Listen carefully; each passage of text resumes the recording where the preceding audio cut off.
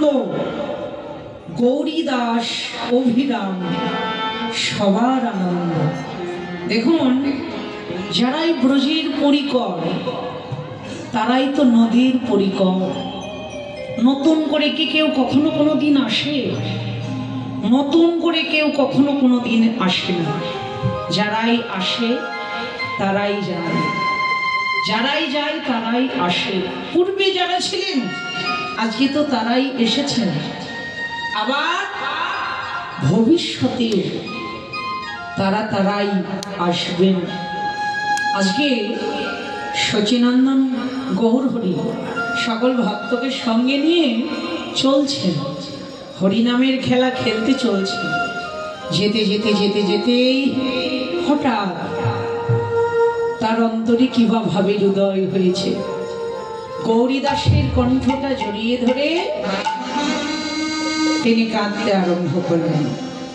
মহাপ্রভু যাচ্ছেন, যেতে যেতে হঠাৎ ভাবের আবেশে গৌরীদাসের কণ্ঠটা জড়িয়ে ধরে তিনি কাঁদতে লেগেছেন। গৌরীদাস গৌরহরিকে বলছে, দয়াময় তোমার কি হলো গো? তোমার কি হয়েছে? আজকে তুমি অমন করে কাঁদছো, বলো প্রভু। তুমি আবার কি খেলা খেলিবে শ্রীহরি? কি খেলা করিল মনে? তুমি আবার কি খেলা খেলিবে শ্রীহরি? কি খেলা করিল মনে? তুমি আবার কি খেলা খেলিবে শ্রীহরি? কি খেলা করিল মনে? তুমি আবার কি খেলা খেলবে শ্রীহরি? কি খেলা করিল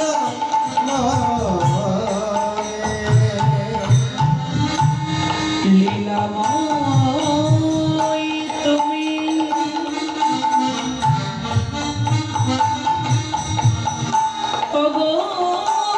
শ্রীহরি।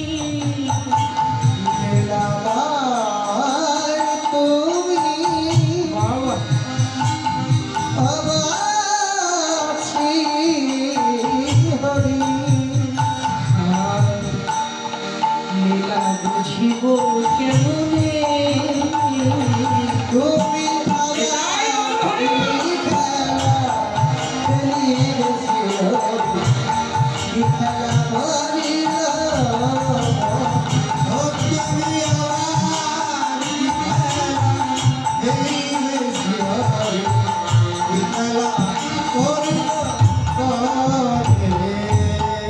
বলো না প্রভু, কি হয়েছে তোমার? আমরা সবাই তোমার সাথে আছি, আজকে কেন তুমি এমন করে কাঁদছো? গৌরহরি কোনো কথা বলছে না, শুধু কেঁদেই চলেছে।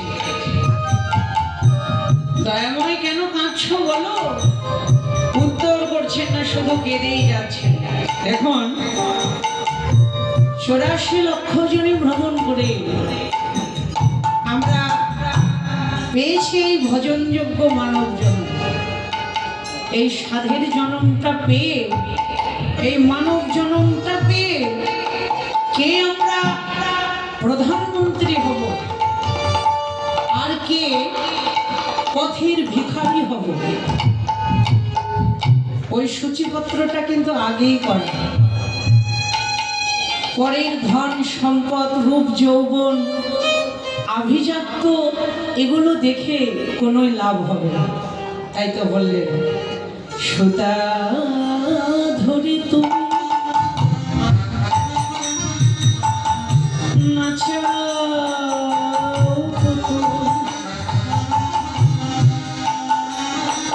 কেউ হাসে কাঁদিয়া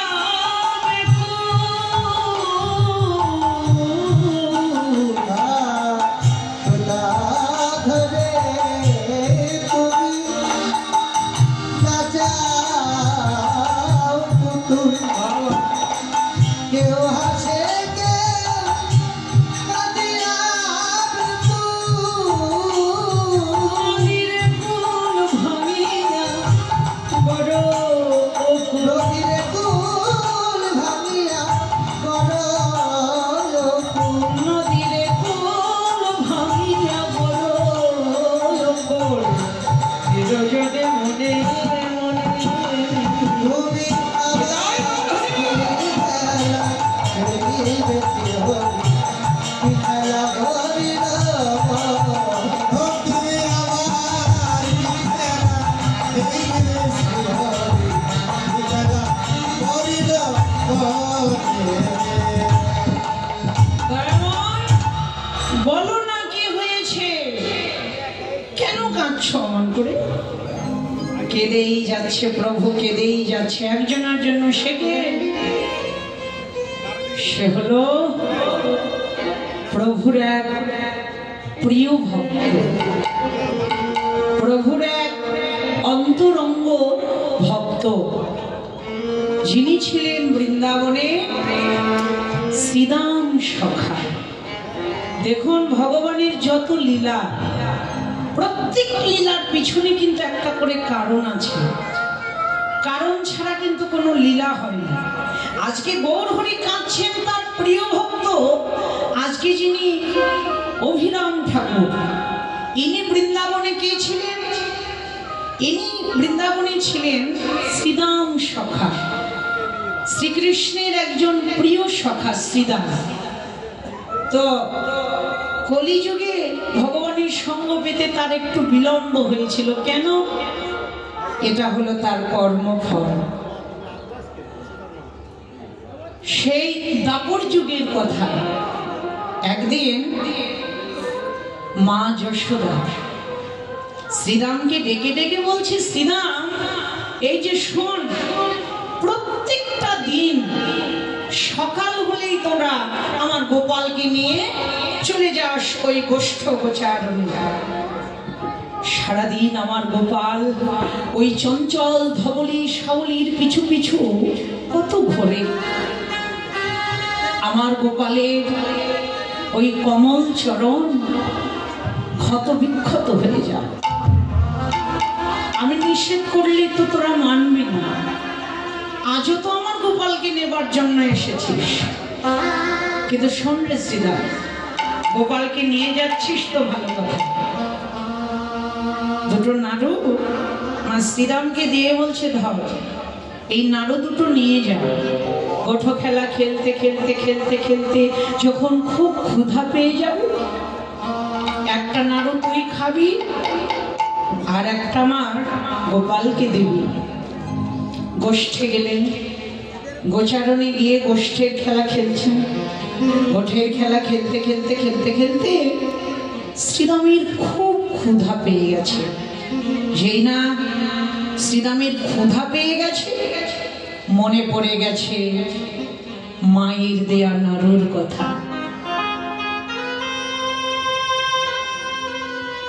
আঁচল থেকে নাড়ু বের করে একটা নাড়ু শ্রীরাম মুখে দিয়েছে। কিন্তু একটা নাড়ু খেয়ে খেয়ে কারো কখনো ক্ষুধা নিবারণ হবে? একটা নাড়ু খেয়ে শ্রীরাম ভাবছে, একটা নাড়ু খেয়ে তো আমার কিছুই হলো না, কিন্তু তাতে কি, আরো একটা তো আছে। আঁচল থেকে বের করে ওই নাড়ুটাও শ্রীরাম মুখে দিয়েছে। যে না মুখে দিয়েছে, পিছন থেকে গোপাল এসে শ্রীরামের হাতটা ধরেছে। কেরে, দুটো নাড়ুই খেয়ে ফেললি? মা কি বলেছিল, একটা তুই খাবি আর একটা আমাকে দিবি। শ্রীরাম গোবিন্দের মুখের দিকে তাকিয়ে বলছে, কানাইয়া, তোর কথা আমার মনে ছিল না।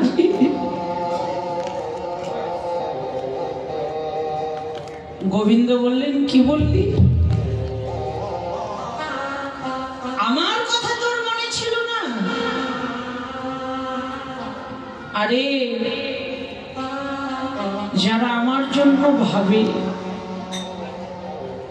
তার ভাবনা নিজেকে ভাবতে হয় না? যে করে আমার চিন্তা, আমি করি তার চিন্তা। যে আমাকে চায় আমি তাকে চাই, যে আমাকে না চাই আমিও তাকে না চাই। এই যে আজকে যেমন তুই আমার কথা ভুলে গেলি, এই কর্মফল তো তোকে একদিন ভোগ করতেই হবে। আগত যুগে, আগত কলি যুগে এই কর্মফল তোকে ভোগ করতে হবে। সবাই আমার সঙ্গ পাবে, একমাত্র তুই আমার সঙ্গ থেকে বঞ্চিত হবি। দাপর যুগ সাঙ্গ হলো, এলো কলিযুগ। দেহ পরিবর্তন করে করে সবাই এলো, কিন্তু শুধু নেই প্রাণের ভাই শ্রীরাম। আজকে সকল সখাকে, সকল ভক্তকে সঙ্গে নিয়ে গৌরহরি যাচ্ছেন। সবাই আছে, গৌরী দাস, সুন্দরানন্দ, নিত্যানন্দ, শুধু নেই প্রাণের ভাই সেই শ্রীরাম। সবাইকে দেখছেন, শুধু শ্রীরাম নেই। শ্রীরামের কথাটা মনে পড়ে আজকে গৌরহরি গৌরী দাসের গলা জড়িয়ে কাঁদছেন। কিন্তু দেহ পরিবর্তন করে করে সবাই এলো বৃন্দাবনে। ওই গিরি গোবর্ধনের গুহার পাশে দাঁড়িয়ে শ্রীরাম হুঙ্কার দিয়ে কাঁদে আর বলে, কানাই আমায় নিয়ে যাও সখা। আমি কতদিন তোর ওই মধুর সঙ্গ থেকে বঞ্চিত, আমায় নিয়ে যাও ভাই। আজকে হরিনামের খেলা খেলতে খেলতে যেই না শ্রীরামের কথাটা মনে পড়েছে, অমনি গৌরহরি নবদ্বীপ থেকে রওনা হলেন সেই বৃন্দাবনের দিকে। ভক্তের জন্য ভগবান কি না করেছেন। পায়ে হেঁটেই তিনি রওনা দিলেন, যার দূরত্ব হলো 1400 কিলোমিটার। নবদ্বীপ থেকে বৃন্দাবনের দূরত্ব। পায়ে হেঁটেই প্রভু রওনা হলেন। ছুটতে ছুটতে ছুটতে ছুটতে এসে দেখলেন শ্রীরাম গিরি গোবর্ধনের গুহার পাশে দাঁড়িয়ে কাঁদছে।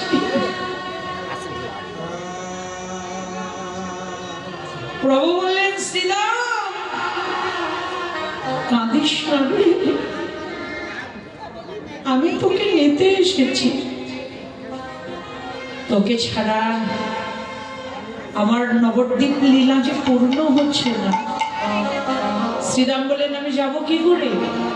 এত বড় দেহ আমার। কলিযুগের মানুষ যার যার হাতে 3.5 হাত লম্বা, দাপর যুগের মানুষ ছিল 4 হাত লম্বা। শ্রীরাম তার চাইতেও বড় 6 হাত লম্বা। এত বড় দেহ আমার, কলিযুগের মানুষকে আমাকে মেনে নেবে? বলছে, আমি তো আছি রে সখা। প্রভু অমনি মাথাটা এগিয়ে দিল, আমার কাঁধে। অমনি শ্রীরাম প্রভুর কাঁধে উঠে বসে পড়লেন। প্রভু বলছে, কি রে সখা, আর লম্বা আছিস? কেঁদে কেঁদে বলতে লাগলেন শ্রীরাম, আমি তো আগের থেকেই জানি রে সখা, যদি পাবে কিছু আগে হও নিচু। সখারে ছোট না হলে কি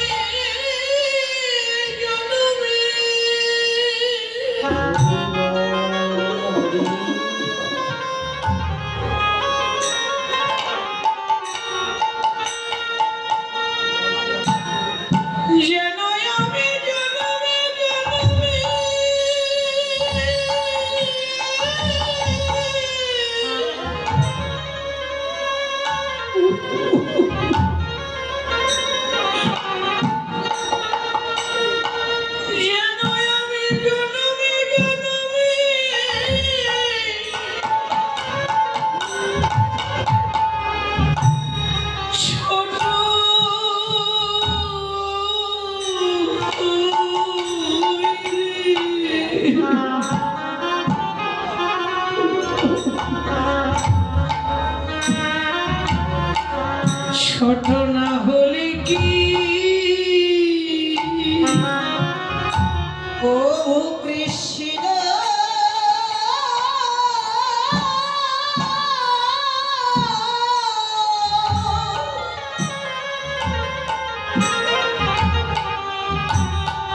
কৃষ্ণ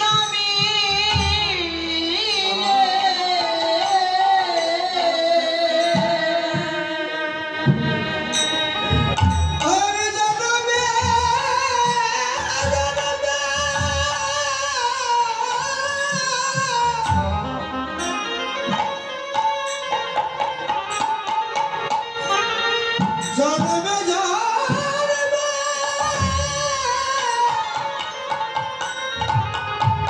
ছোট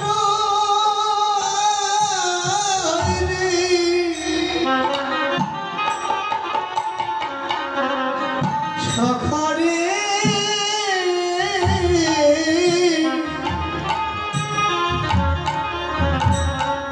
বল ছোট নয়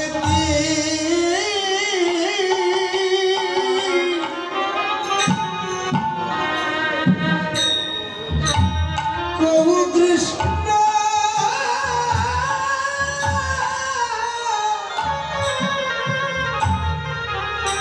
কৃষ্ণ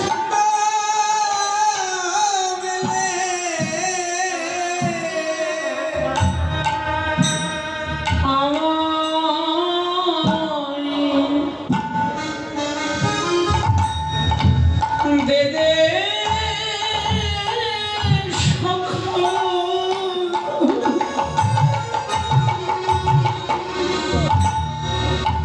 তোরই ছোড়ো চরণ ধুলি আমার দেবে সখা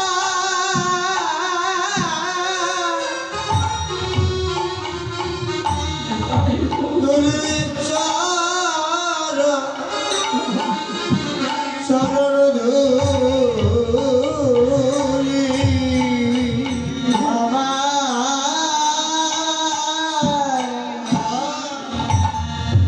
রে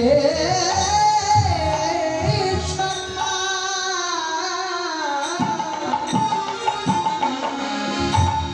তোর চরণ ধুলি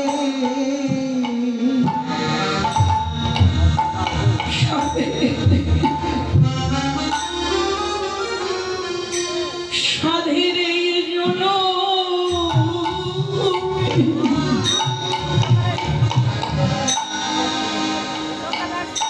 সাধের এই জন্য আমি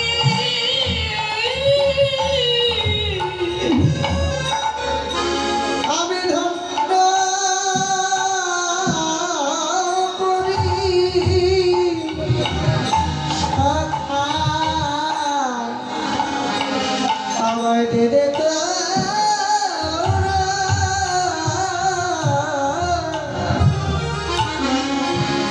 চরণ ধুলি ও সাধের জন্য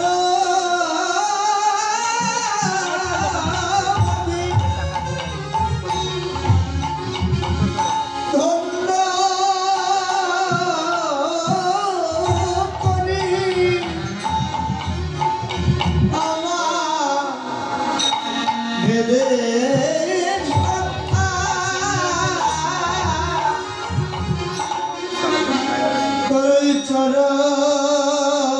চরণ ধুলি